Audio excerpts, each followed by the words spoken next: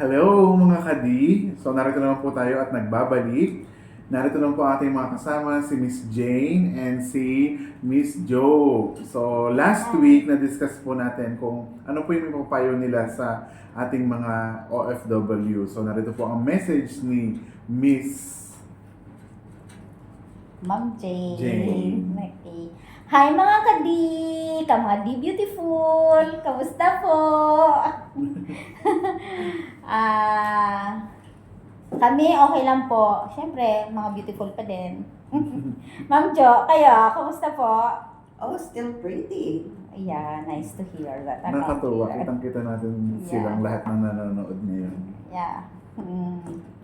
Hello, Well, mga kadi. Batiin muna natin sila pala.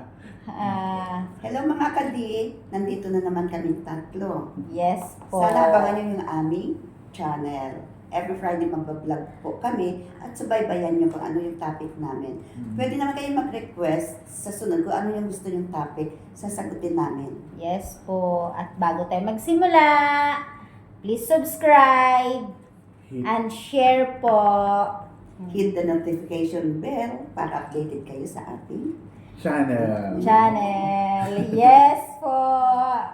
So, yun po. Ano mo sasabi niyo sa kanila? Yes. Nung may habilin kayo nung last time, napanood nila yan. Last time po, sabi ko na kapag magta-topic tayo about na ilang OFW.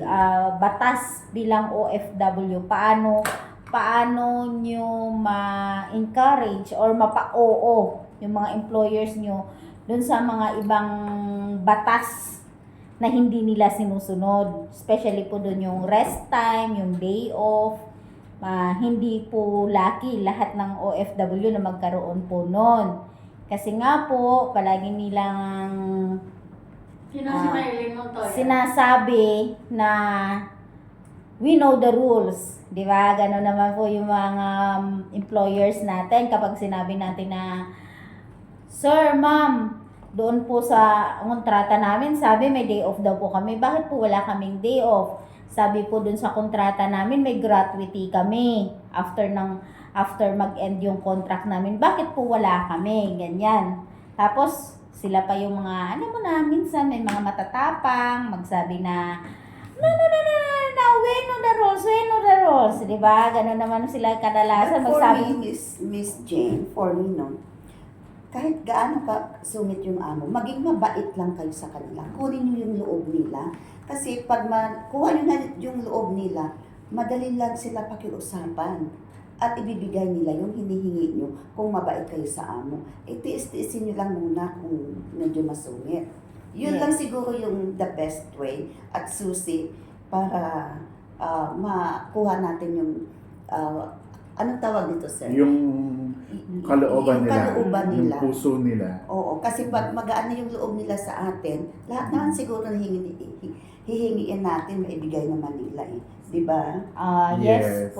yes po. So sa mga nanonood, ayan, nakikinig lang po tayo, Yes. nanonood lang po ako sa kanila, kung ano po yung mga papayo nila. Sobrang ganda Yes. po ng kanilang mga payo. Yes po.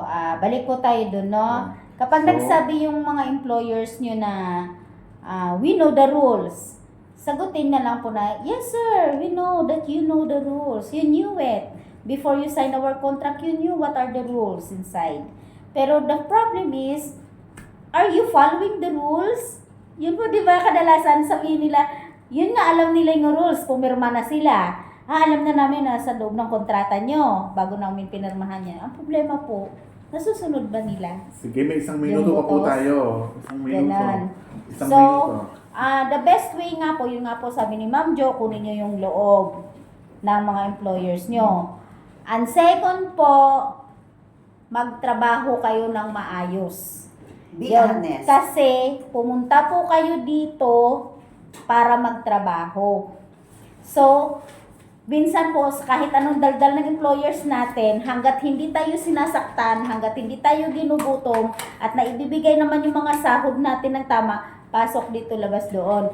Minsan kahit nakakasama na ng loob kasi minumura tayo na ganyan. Yung pangatlo. Yes. Isipin po natin na bawat mura nila sa atin is mga dolyar po ang kapalit ng real, ganun, di ba? Yung pangatlo, ma'am. Yung sa pangatlo naman po, yung about po dun sa gratuity natin, Pag hindi po nila ibinigay, you are free to call the hotline of OWA or yung DMW po para po ma-discuss nila sa employers nyo mismo paano ibigay yung gratuity. But all of us are allowed.